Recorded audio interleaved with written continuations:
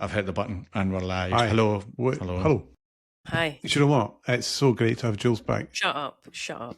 What, was your nose out of joint? No, you've talked about it a lot, about the fact What, that talking with Terry? how much you enjoyed doing the podcast without me, but that's okay. I thought It it was was a nice to very get a bit good of- pod.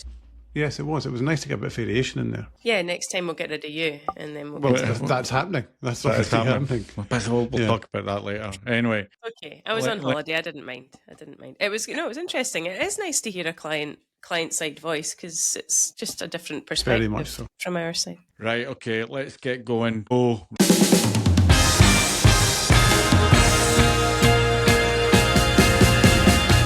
Welcome to the Good Brand Podcast. We are a brand consultancy. We're in the United Kingdom. We come here and we podcast and we tell you what's going on in the world of the branding. And today we talk about all sorts of different kind of branding. And today we're going to talk about an article that Chris wrote on the Good website, a website I would, www.goodbrandconsultants.com, where you can get this article and many other top quality pieces of content. Well, it's true. But Chris wrote something around brand and professional services, which was quite interesting. Chris, let's kick off with the basics, huh? Why did you, I'm in full mode here, full podcast. I'm liking it. So what made you decide to write an article about professional services? What were you thinking? So I wrote a thing called I think it's called Professional Services Branding, 5 Hard Truths Every that every firm needs to hear, which sounds quite forceful. So I think I wrote this because we have done quite a bit of work in professional services, as well as our kind of B2B tech space. And I was thinking about how it struck me how there are similar challenges, and I thought it might be worth trying to just carve them out and talk about them. We've also done some work with professional services firms in the B2B tech space. Well, there you Firms are. that straddle both. Brings us a unique perspective. So I do think that a lot of it's to do with the usual things about. I like this phrase about these businesses confuse being clever with being clear, and there's lots of waffle and there's lots of kind of esoteric aspirational phrases about navigating complexity or transformational consultancy. And I think that they are complex. And in B2B tech, of course, it's complex. But I think that, in the professional services space, particularly some of the stuff we've done, that the language is the product. And I quite like that sense that the language is the product. And so it becomes, and when the language is the product, I think in firms like accountants and lawyers and consultancies, that it becomes overly complex by dint of the fact that this is what we do. So let's make it seem professional. Let's make it seem sophisticated. So I do think that it came across from a bit of frustration about conversations with firms who really know their stuff but really can't express it clearly. And I wanted to kind of call that out a wee bit. So that's why I wrote it. That was, but there's 5 hard truths, nothing soft or good.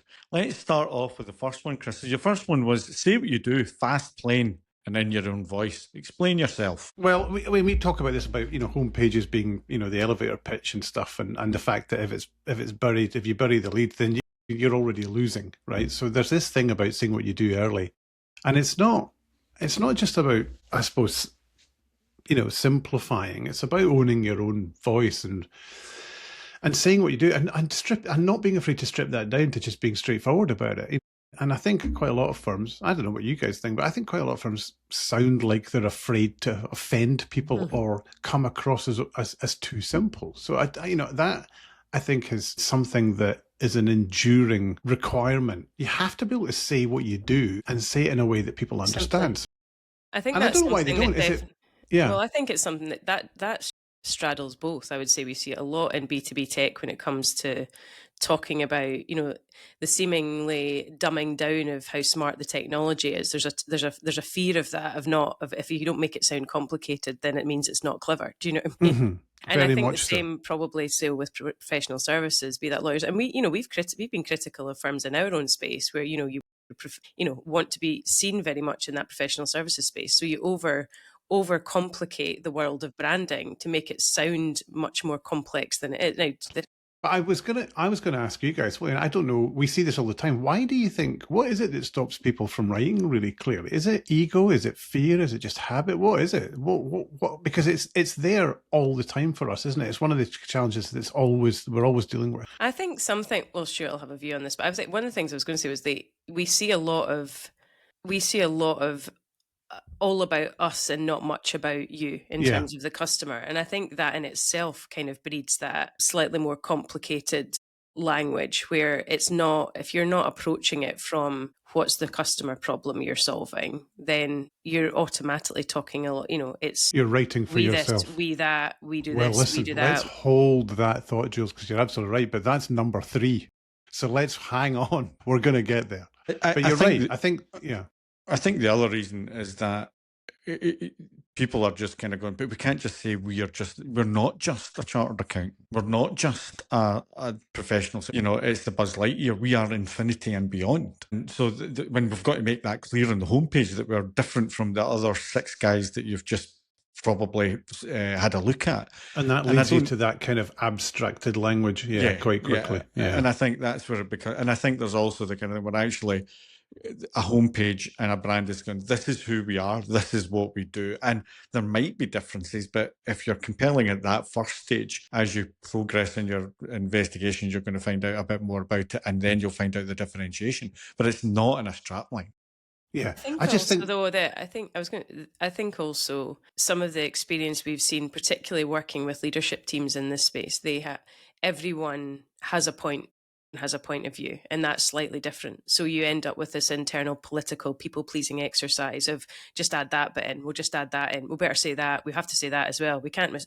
And where you have different disciplines across the business who all want their thing to be most important, or whatever it is, whatever voice it is that's coming through, it ends up with something that you're trying to say everything when actually you should just. And it's the bravery around, let's just say the one thing. Yeah. And that takes us down a different road. Sacrifice. Yes, that road. But it does come back to all of this. So I do, that it ladders up to that sense of, are you clear on what you do and don't do? So yeah, I think it's a big one, and it's one we always fight against. And again, I say, we are not immune to it. We need to fight against that. And Stuart, you're quite a good conscience for that for us about, what are we saying here? And we need to be careful not to disappear our own fundament. Yes. So that's the first one. What was number 2, Chris? What was Say number what you 2? Do, fast plan. So number 2 is about legacy, and it's about names, and particularly in services firms, I think legacy names are fine, but So give us an example of that. Legacy thinking isn't. So, well, what I mean is that a lot of these firms have the founder's name within them and it's maintained, and that's great. But I think, the issue is when a legacy name becomes an excuse not to evolve. And sometimes, sense of, well, we were founded by this guy, and when you dig and dig and dig, we've been in this situation before, you find out that the name and the guy was not a particularly good guy or a good name or a good thing, but so it can carry weight, but it also is about an anchor that prevents the business from evolving. And I think it's really important that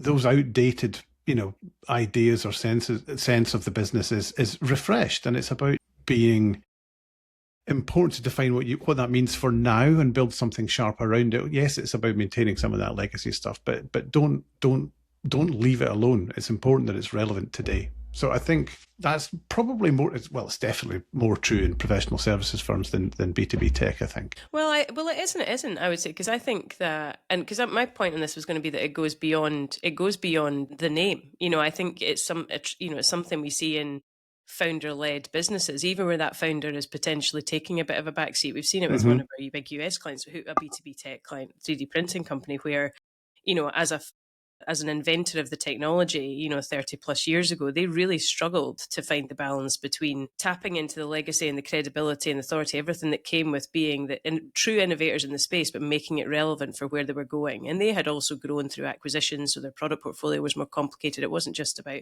but that kind of the link back to the founder legacy, making that relevant in the way of in a kind of way that the brand narrative, or not just the brand narrative, but the way that is relevant for looking forward, was a challenge for them. And we've do you seen think there was a stubbornness around that about, well, this is set in stone, we can't, I don't know if it was so much a stubbornness. It was, I think, again, because we've seen it with other clients where it's almost like they're slightly apologetic about it because there are younger, nimbler, more agile competitors entering the market who seem cooler as well. Mm-hmm. So it's almost Mm-hmm. that, like, I guess it's kind of the opposite of what you're saying. It's kind of, it's understanding understanding what's important and relevant, and then, For today, making it relevant. today, and go, yeah. So it's made, and maybe a less stubbornness, and maybe a little bit of a kind of, I don't know if it's a, fear of offending or something, or moving away from too far from what's kind of created the business's success in the first place. It's probably but I think professional services, I know the point is slightly different there, because I think they are particularly legal firms are terrible for it, where there are merging firms and partners. And no one partners' names they've got 14 partner names as their company, and it's that's a different kind of thing. Becomes a challenge. So yeah, I think that naming one. Is that not a little old-fashioned, that kind of the name carries the weight, the person's name carries the weight of the business? Is that a legacy, old-fashioned way, when actually it's more because you can find out what they're doing? Your reputation is what you do, not who you are. Is that kind of changed? I don't know. Particularly in professional services. Well, I don't know. I think maybe it has for some, but I think I would be interested, because I haven't actually looked at it. I'd be interested to see how many legal firms, how many are founder, like are not necessarily founder, but are partner led in their naming, versus somebody like I don't know, somebody else. Yeah, I mean, Chris, when you were setting up Good back in, it was weird back in the 1890s. Was it? You could have called yourself. Was there any debate about calling yourself Forbes or Forbes? Well, yeah, it was. In fairness to Keith Shout. No, I wasn't here. No, he was the guy, because he was the guy that wanted to go with the name. He wanted to create a bit of a brand approach rather than a legacy type thing, because there's so many of them around. So, and I think he was probably right looking back.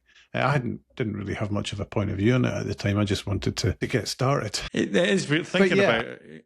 You think about it, there's kind of I know of a few, and I've worked with a couple of agencies that had the name of the principal in the name of the business, and it's kind of odd now looking back that was a thing, that the ego in the fella was, yeah, well, it does he drove the business. I think it does. If you're ego driven, it does help feed that, and that can create challenges. Anyway, I just think it's something that's more prevalent in that area, and it's worth talking about. So yeah, that was what that second one was about.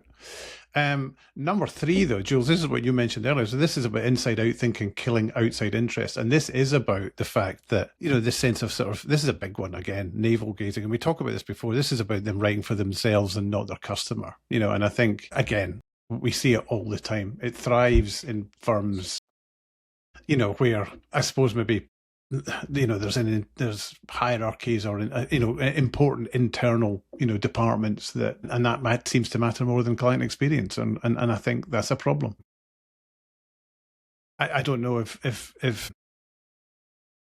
Sorry, no, just when it's a good, because what I like to do when we've got a new client is work out the we to you ratio, and try, on the website, and go, what's the ratio of the word we to you? So you can say what we will do for you. That works fine. That's the thing. But we are, and we have, and we've been, and we will, is that kind of thing where you go, look, I'm not really impressed by what I'm impressed about what you're going to do for me, not what you have done or what your standards are. Also, you're a professional service, so I am expecting a minimum standard of some kind of service, there. But I want to know what you're going to do for me. And I think that kind of the we to you ratio is always quite interesting to kind of go, right, are you customer focused? Because you'll say we are customer focused and continue to talk about we for the next 30 pages. It's crazy, isn't it? Yeah. And it's that, we call it the inside out bias. We talk about it in the report that we've done. It's a common outcome just when there's technical thinkers in the business, and and they want to talk about themselves. I think it's a key point, and this is the point I made at the beginning. Especially when language is the product in these consultancies and service firms, it's real, and we all know it's a common stereotype that lawyers use a language that no one understands, and it's a wall that's built around that. And, but it bleeds into their everyday language. It bleeds into, the way they talk to their customers as well, even at just a day-to-day basis, which I think is a problem. And if that's on your comms, it becomes wallpaper. Smarter people using dumb language. That was something, again, not to nudge it back into B2B tech stuff for a minute. That was, if you remember, something that Ryan talked about, an ex-client, when he was on the podcast a few months back, or longer than that now, about product-led businesses, product-led businesses in the tech space, product or engineering-led businesses who are so proud of the technology, that's what they want to talk about. So it's not necessarily coming from a place of wanting it to make it sound complicated, but it's that kind of pride in what they've created. But yeah, it's just, but the output is the same, a very kind of internally driven kind of piece of comms. Again, there's bravery needed to cut away jargon and lead with simple relevant, simple stuff that people get. Again, I mean, these are not rocket science, insights, are they? They're fairly common. We see them a lot, but it's amazing, as you said, Stuart, that when you're in it, you can't see it. Yeah, and that's the objectivity we bring to that stuff. Yeah, and as a client, if you're a client redoing the content for your website, it's very, even if you start off with a kind of clear goal in mind, it's very easy to get in the weeds and get off track, and not before you know it, you've got something that's inflated and overly complicated. When even if your intention when you set out was something much simpler with so it's not easy, like you say. It's just, but it is important. Okay, What's number four? What's number four? This is, I've called it looking professional is not the same as looking the same, which is slightly sort of odd to unpack. But this is about just safety, safe ground. And there are conventions that define how firms should look, and professional services are no different. There are lots of navy blue logos, there are lots of generic strap lines, the visual metaphors of handshakes or, meetings in boardrooms or a guy staring out a window. So that's where we are. And, in our report, we talk about stuff like, the Buzz Lightyear kind of approach to solving tomorrow's problems today and all that kind of stuff. That happens in that overly hyped way with B2B tech, and I think it's no different in professional services. They do it too. It's just a bit more kind of cautious and a bit more kind of we don't want to seem different to the pack, so let's just kind of settle in. But I think it's that usual thing, and Stuart, you've talked about it a lot. It's not about not being slick. It's a complete lack of personality, and I think it plays into some of the other bits that we talk about some of the language that's used. And again, I think the solution is you have to be brave around some of this stuff, and drop some of the cliches and try and dig into what makes you, what makes you you, and how you're going to be remembered.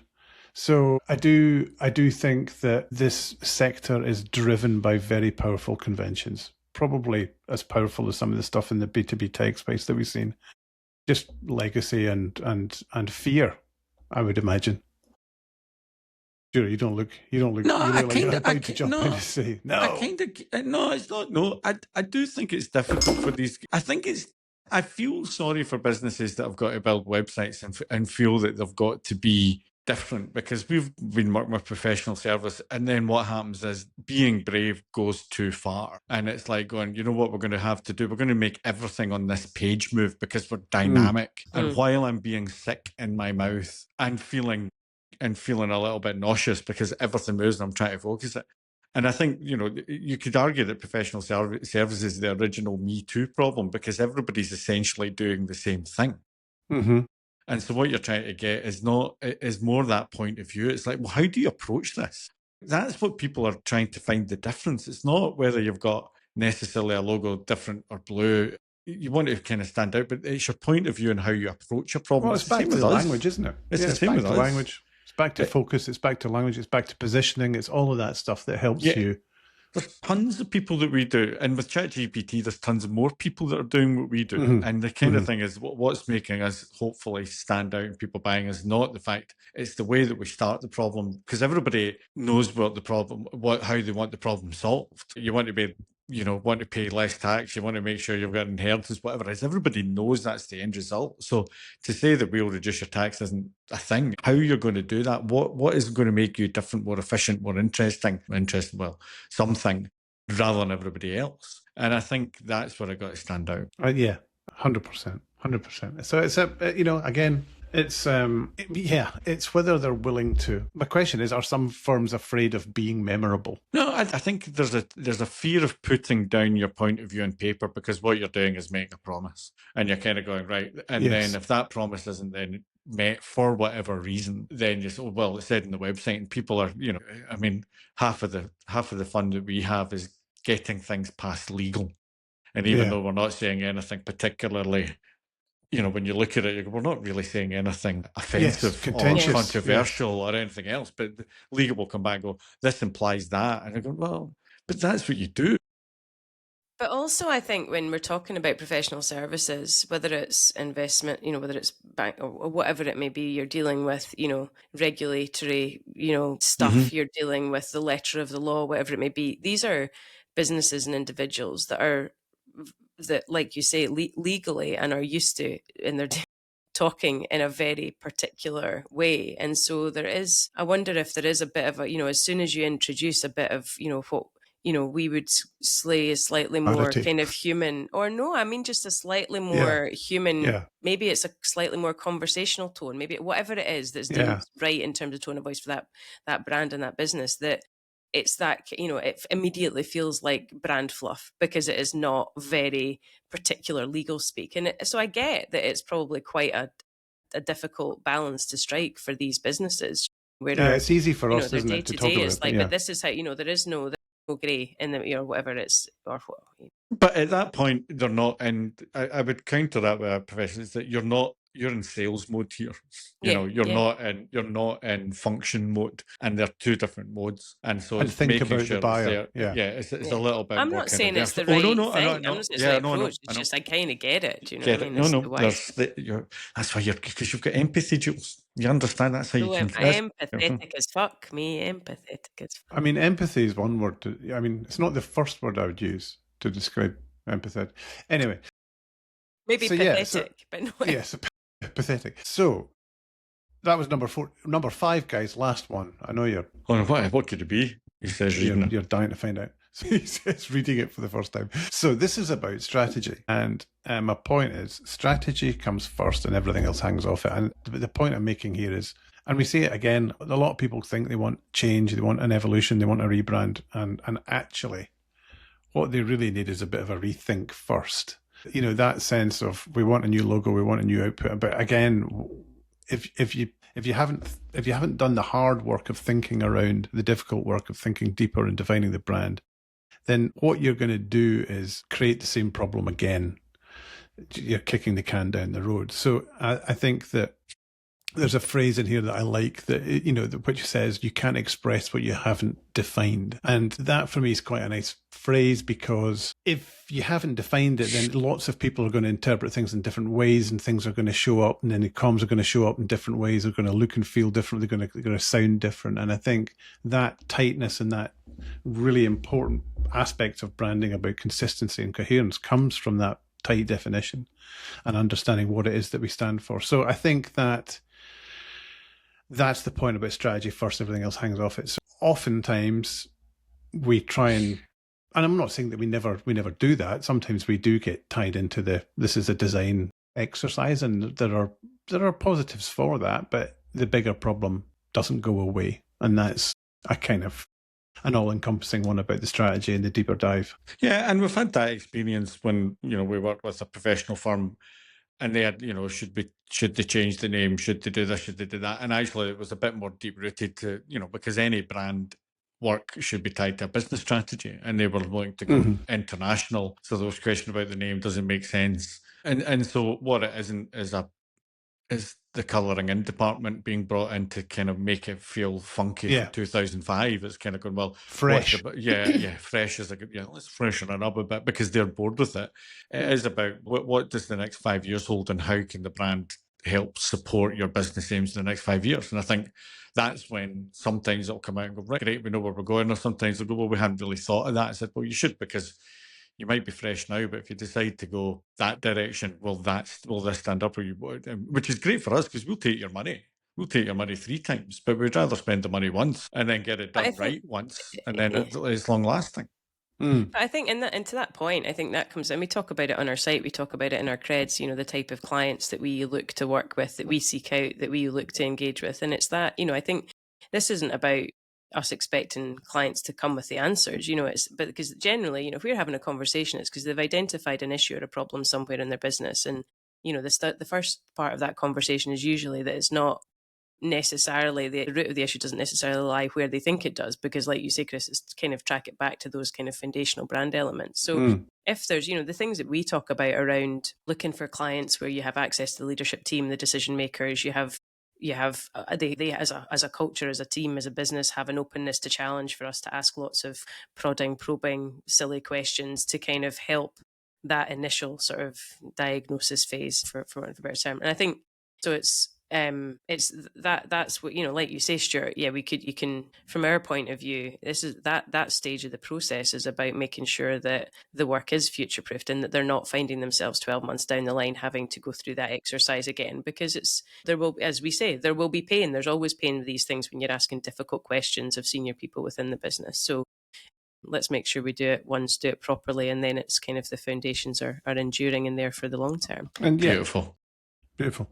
So, well, Chris, that was fascinating. That was good, man. Well, yeah, I think that, you know, whether you're in B2B tech or professional, there is, I mean, these firms and the offers are technical. They're detailed and technical, but whichever one you're in, the same truth holds, which is, you know, you need to, if you're it's built on technical expertise and understanding, you've got to express it, but do it in a way that allows it to be clear and consistent and coherent. And that's, you know, that's about brand. That's about understanding the brand first, I think, is the summation. You've summed that up perfectly. Right. I'm going to get back to work. Well, it took more time to sort our technical challenges than it did to record the podcast. But it was well worth it. As a win. It was well worth it. It was an absolute treat. So yeah. Right. All right. Thank you. Thank you Thank both. you. Take it easy. See you Bye. soon. Thank you. All the best.